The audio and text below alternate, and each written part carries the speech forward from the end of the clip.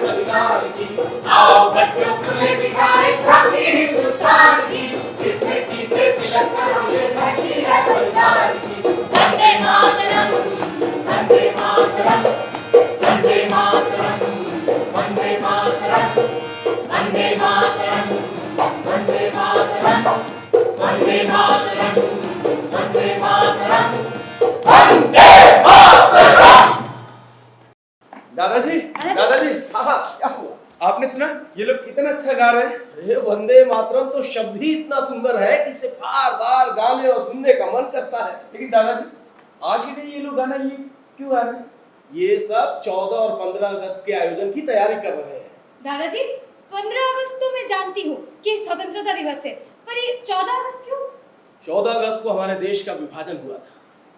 उस दिन को विभाजन विभीषिका स्मृति दिवस के रूप में हम सब मनाते हैं। दादाजी ये विभाजन विभीषिका क्या है? विभाजन का मतलब नहीं समझते?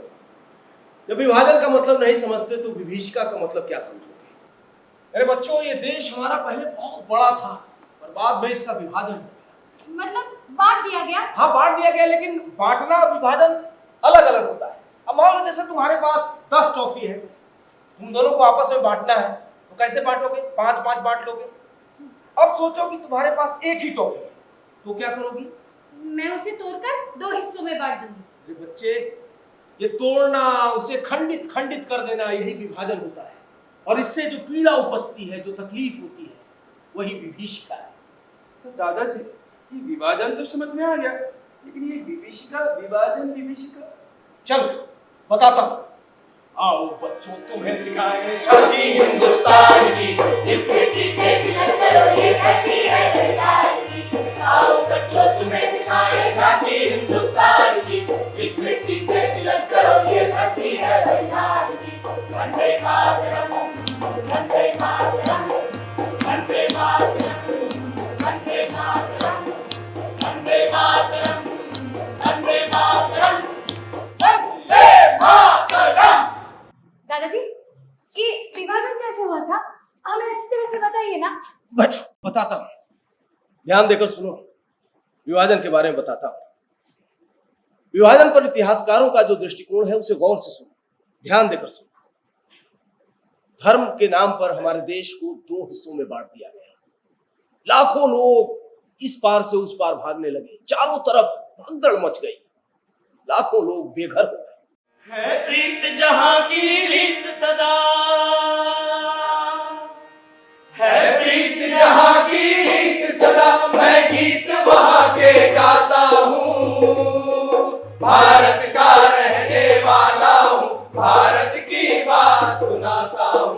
है प्रीत जहां की रीत सदा। अखंड भारत का विभाजन अभूतपूर्व मानव विस्थापन और मजबूरी में पलायन का एक दर्दनाक काला इतिहास है। ये एक ऐसी घटना है जिसमें लाखों लोग अजनबियों के बीच एकदम विपरीत वातावरण में नया आशियाना तलाश कर रहे थे। विश्वास और धर्म के आधार पर एक हिंसक विभाजन की कहानी के अतिरिक्त ये इस बात की भी कहानी है कि कैसे एक जीवन शैली तथा सह अस्तित्व का युग एकदम नाटकीय रूप से समाप्त हो गया। लगभग 60 लाख हिंदू, सिख और अन्य संप्रदाय के लोग जिन क्षेत्रों को छोड़कर आए वो बाद में पश्चिमी पाकिस्तान बने।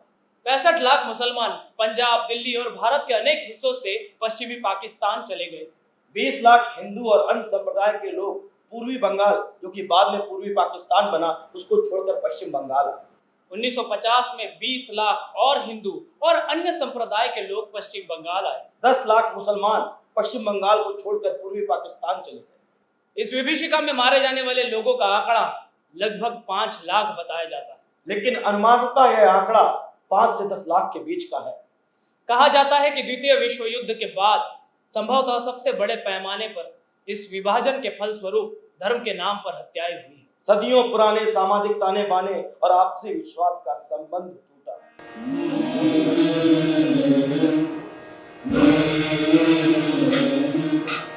आँखों से बहते ये दर्द की धारे, आँखों से बहते ये दर्द की धारे। छूटी हुई जिंदगी, खोई हुई यादें, छूटी हुई जिंदगी,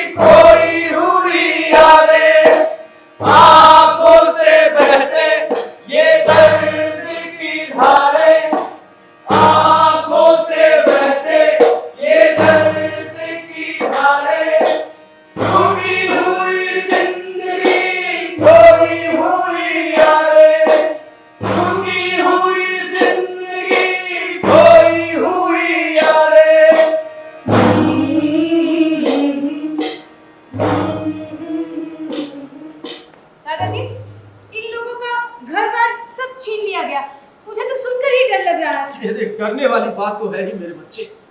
सोचो, जो लोग उस वक्त रहे होंगे उन पर क्या गुजरी होगी। दादाजी, वहां तो मेरे जैसे बच्चे भी होंगे, उनका क्या हाल हुआ होगा? तुम्हारे जैसे लाखों बच्चे थे जिन्होंने उस दृश्य को अपनी आंखों से देखा था, और आज भी उस दृश्य को याद कर उनके सिहर उठते हैं। हमें और बताइए ना दादाजी। बताता हूं, सुनो। ये देखो बंगाल यहाँ का है चंपा हरियाणा है, यहाँ का बच्चा बच्चा अपने देश में बनने वाला है। आओ बच्चों तुम्हें सिखाए धरती हिंदुस्तान की, इस मिट्टी से खिलते हो ये धरती है पंजाब की। वंदे मातरम, वंदे मातरम, वंदे मातरम, वंदे मातरम, वंदे मातरम, वंदे मातरम, वंदे मातरम। Sit down. Good morning, morning, sir. sir. Good morning. अरे सर सुनिए ना, आप तो विभाजन के बारे में कुछ बता रहे थे, आपने गाना भी गवा दिया। अब आगे बताइए ना, विभाजन के बारे में क्या हुआ? 20 फरवरी 1947 को ब्रिटिश प्रधानमंत्री क्लेमेंट एटली ने हाउस ऑफ कॉमन्स में ये घोषणा की थी। सर इसके आगे का मैं बताती हूँ, मुझे मालूम है। हाँ बताओ। हाँ तो दोस्तों, सरकार ने 30 जून 1948 से पहले। अरे पूनम, वहां कहां से, यहाँ आकर बताओ ना सबको। जी सर। हाँ तो दोस्तों, सरकार ने 30 जून 1948 से पहले सत्ता का हस्तांतरण कर भारत को छोड़ने का फैसला किया है। हाँ बताओ। हालांकि पूरी प्रक्रिया को लॉर्ड माउंटबेटन की वजह से 1 साल पहले ही कराया गया था। हाँ सर, और लॉर्ड माउंटबेटन ने 31 मई 1947 को लंदन से सत्ता हस्तांतरण पर मंजूरी लेकर नई दिल्ली लौटे थे। हाँ मुझे भी याद आया। 2 जून 1947 की ऐतिहासिक बैठक में विभाजन की योजना पर मोटे तौर पर सहमति हुई थी। हाँ सर, भारत के विभाजन का निर्णय एक शर्त की तरह था। भारत जैसे देश का विभाजन धार्मिक आधार पर हो, इस योजना का व्यापक विरोध हुआ। ऐसा भी कहा जाता है कि इस विभाजन के लिए केवल वे ही नेता मानसिक रूप से तैयार थे जिनको इस विभाजन में अपना हित और उज्जवल भविष्य दिखाई दे रहा था। अरे वाह बच्चों, आपको तो बहुत सारी जानकारी है। अब आगे की क्लास हम शुरू करें, उससे पहले एक छोटा सा ब्रेक लेते हैं, ठीक है? हाँ, चलिए। वंदे मातरम, वंदे मातरम, वंदे मातरम, वंदे मातरम, वंदे मातरम, वंदे मातरम। भाई, तुम्हारा विभाजन को लेकर क्या ख्याल है? भाई, विभाजन को बढ़ावा देने से समाज में सुधार होगा, विभिन्न समुदायों को अपने अपने अधिकार मिलेंगे। नहीं नहीं, विभाजन से ऐसा कुछ भी नहीं होगा। अरे एकता से ही समाज का विकास होगा। हम सबको समृद्धि की राह में आगे बढ़ना चाहिए। तुम्हारे ये बातें अच्छी है, लेकिन वास्तविकता यही है कि विभाजन से ही सब कुछ संभव होता है। नहीं नहीं, हम सबको मिलकर देश को प्रगति पथ पर ले जाना चाहिए और विभाजन की विभीषिका को मिटाना ही चाहिए। तो तुमको क्या लगता है, हम सब मिलकर ये संदेश अपना पाएंगे? बिल्कुल अपना पाएंगे। इसके लिए हम सबको एकजुट होकर रहना पड़ेगा, और ये एकजुटता ही हमारी धरोहर है, इसे संजो कर रखना पड़ेगा। ठीक है, पर मुझे अखंड भारत के विभाजन के समय और क्या क्या हुआ था वो तो बताओ। अब इसके बारे में तो तुम्हें वही बताएंगे जिसने इसको भोगा। वंदे मातरम, वंदे मातरम, वंदे मातरम, वंदे मातरम, वंदे मातरम, वंदे मातरम, वंदे मातरम। Good afternoon sir. Good afternoon, sit down. हाँ तो बच्चों आगे चले। Yes sir. तो आगे सुनो। अखिल भारतीय मुस्लिम लीग की बैठक 9 जून 1947 को नई दिल्ली के इंपीरियल होटल में हुई थी। सर एक बार फिर से मुझे इसके आगे का मालूम है, मैं बताऊं? हाँ बताओ। तो दोस्तों, वहां पर विभाजन की मांग वाला प्रस्ताव लगभग सर्वसम्मति से पारित हुआ। इसके आगे का भी बताओ। अरे वाह पूनम, तुम्हें तो सब कुछ मालूम है। और वैसे भी बच्चों, ज्ञान बांटने से बढ़ता है। तो बांटो ज्ञान। तो दोस्तों, भारतीय मुस्लिम लीग के साथ साथ वहां पर कांग्रेस और अनेक नेताओं की अक्षमता या अनुचित महत्वाकांक्षाओं के कारण उस कदम का पुरजोर विरोध नहीं हो सका। कांग्रेस के नेता पंडित जवाहरलाल नेहरू और मुस्लिम लीग के जिन्ना के आपसी द्वंद्व का नतीजा देश को विभाजन के रूप में झेलना पड़ा। शाबाश। बैठ जाओ। जिसके पक्ष में 300 और विरोध में 10 मत पड़े थे। हाँ सर, और देखते देखते भारत और पाकिस्तान 2 हिस्सों में बंट गया। धर्म के आधार पर बंगाल का पूर्वी हिस्सा भी विभाजित होकर पाकिस्तान में शामिल हो गया था। बच्चों, भारत के विभिन्न हिस्सों में 1946-47 में हुई सांप्रदायिक हिंसा और क्रूरता के बारे में विस्तार से कई जगह पर किताबों में लिखा गया है। अच्छा, हाँ, उन्हीं हिस्सों में से एक था बंगाल, जिसकी कहानी अभी तक मैंने तुमको बताई नहीं है। वहाँ पर क्या हुआ था दादाजी, बताइए ना। सुनो, बताता हूँ। वो 4 मार्च 1947 का दिन था। पुलिस ने हिंदुओं और सिखों के जुलूस पर गोली चला दी।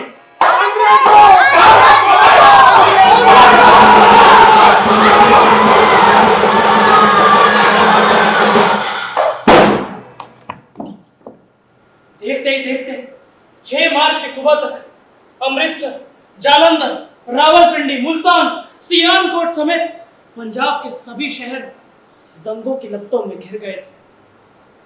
पंजाब की तुलना में बंगाल में दशकों से चले आ रहे विस्थापन और पुनर्वास का रूप बिल्कुल अलग ही था।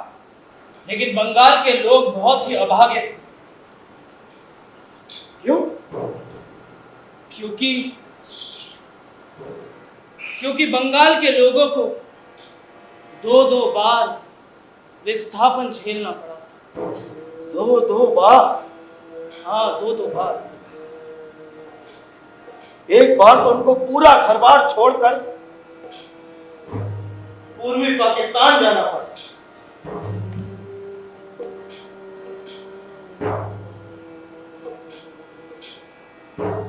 फिर यहां से भागकर उन्हें पश्चिम बंगाल आना पड़ा। वहां के अधिकारियों ने विभाजन से उत्पन्न पीड़ा को बड़ा ही कमतर आंका था। हजारों हजार हिंदू लोग ढाका और आसपास के क्षेत्रों को छोड़कर सियालदा पहुंचे। इतनी आसानी से नहीं पहुंचे। एक एक महिलाओं से उनके जेवर छीन लिए गए, उन्हें तरह तरह से प्रताड़ित किया गया। बूढ़े, बच्चे, महिलाओं सबके साथ अमानवीय व्यवहार किया गया। क्या महिला, क्या बूढ़े, क्या बच्चे, सभी के साथ दुर्व्यवहार हुआ। ये सच है, विभाजन में सबसे अधिक पीड़ा महिलाओं को झेलनी पड़ी। सभी परिवार अपने परिजनों से बिछड़। वो ट्रेन पर चढ़े थे यहाँ पर आने के लिए, लेकिन जब वो यहाँ लौटे तो सिर्फ लाशों का ढेर थे। नहीं मेरी बच्ची, रोते नहीं। दादाजी, हमारे देश के लोगों को तो बहुत बुरा सहना पड़ा। दादाजी, ढाका से आए उन लोगों को क्या हुआ जिनके अपने छूट गए, जिनका घर छूट गया, जिनका सब कुछ लूट गया? अरे बच्चे, उनकी कहानी बड़ी अजीब थी। वो कहते हैं ना, न घर के रहे न घाट के। ऐसा क्यों? वो अपना सब कुछ छोड़कर जब दोबारा इस देश में आए तो अपने ही घर में रिफ्यूजी बनकर आ गए।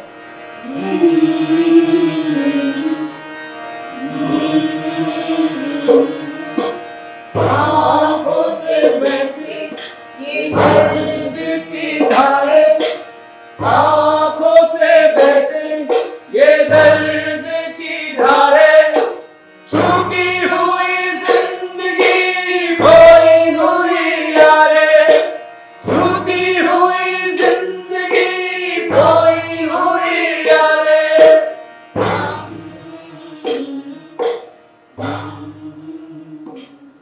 पूर्वी पाकिस्तान से कई लोग बंगाल में आए। किसी के घर में 1 इंच भी जगह नहीं थी अपने संबंधियों को रखने के लिए। और पश्चिम बंगाल सरकार ने चटगांव, नारायणगंज, बारिसाल और चांदपुर से शरणार्थियों को कलकत्ता लाने के लिए 15 स्टीमरों की व्यवस्था की। पूर्वी पाकिस्तान से लोगों ने जल मार्ग से पलायन किया था। आधी नावें उनकी वहीं डूब गईं। समुद्र की तह पर लोगों की लाशें पड़ी रहीं, तैरती रहीं। ऐसा क्या खास था हमारी जमीन में जिसे हासिल करने के लिए हमसे हमारा सब कुछ छीन गया? बंगाल, पंजाब, गुजरात, सिंध, चारों ओर विभाजन की आग सुलग गई। बंगाल, पंजाब, गुजरात ये दोनों आधे आधे टुकड़े में विभाजित हो गए, लेकिन सिंध हमें ना मिल पाया। हाँ, सिंध से याद आया, सबसे अधिक सिंधी परिवार राजस्थान में आए। ठीक कहा तुमने। विभाजन के बाद पाकिस्तान से लाखों की तादाद में शरणार्थी आए और राजस्थान उन राज्यों में से था जहां बड़े पैमाने पर शरणार्थी आए। राजस्थान में हम जैसे शरणार्थियों की राहत और पुनर्वास की व्यवस्था करना एक बहुत बड़ी चुनौती थी। हमारे आने के बाद राजस्थान की सांस्कृतिक के ताने बाने में भी बदलाव आए। हम अलग अलग दिखने लगे। हमारी संस्कृति, भाषा, रीति रिवाज सब बदल गए।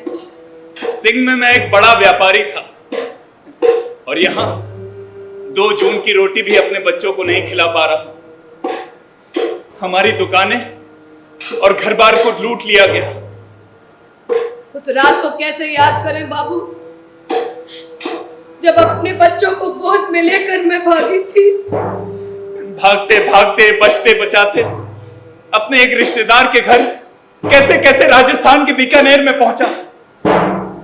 हमारे नाते रिश्तेदार रास्ते में ही बिखरते चले गए। हम उनको आज तक नहीं देख पाए। कुछ लोग तो झुंझुनू में रहे। वे भी कब तक हमें अपने साथ रखते।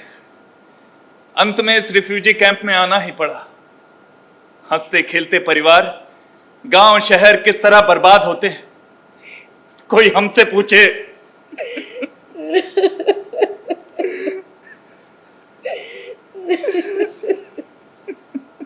पाकिस्तान से लोग जम्मू कश्मीर की ओर भागे, पंजाब की ओर आए, गुजरात, बंगाल, राजस्थान की ओर लाखों की संख्या में आए।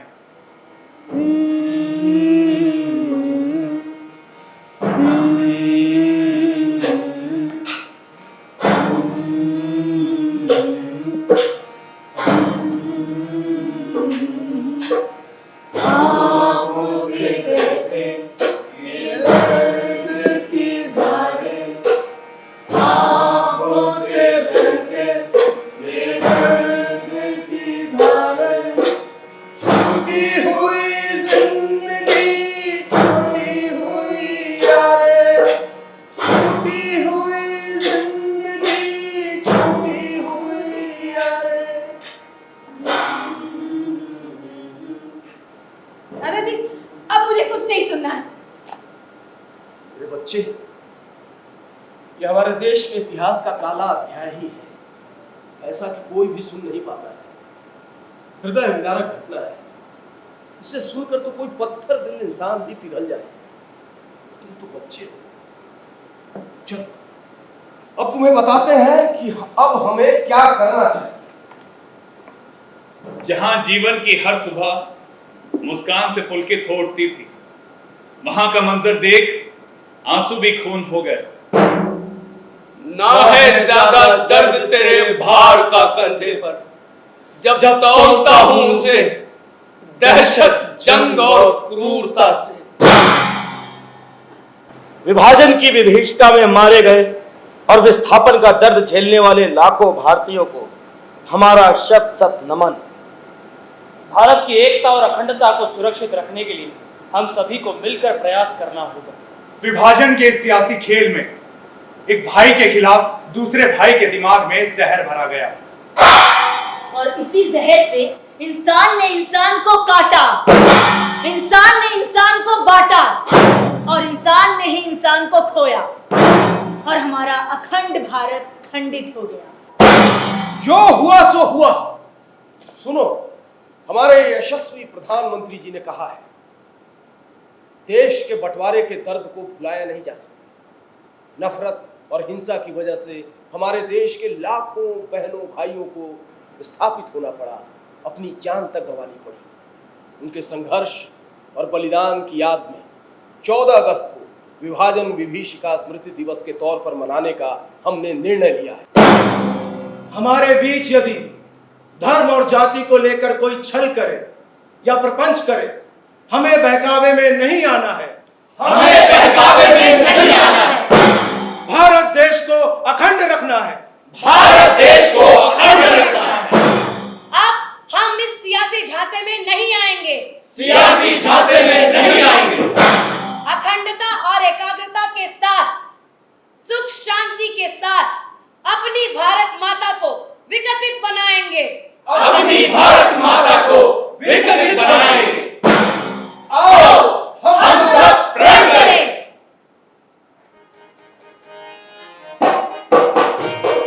वंदे मातरम, वंदे मातरम, वंदे मातरम, वंदे मातरम। अखंडता का प्रण हम सभी को करना है, अखंडता का प्रण हम सभी को करना है। वंदे मातरम, वंदे मातरम, वंदे मातरम, वंदे मातरम। देश के लिए सदा जीवन ये अर्पण करना है, देश के लिए सदा जीवन ये अर्पण करना है। वंदे मातरम, वंदे मातरम, वंदे मातरम, वंदे मातरम। हम एक थे, हम एक हैं और एक ही रहेंगे। हम एक थे, हम एक हैं और एक ही रहेंगे। वंदे मातरम, वंदे मातरम, वंदे मातरम, वंदे मातरम। अखंडता का प्रण हम सभी को करना है, अखंडता का प्रण हम सभी को करना है। वंदे मातरम, वंदे मातरम,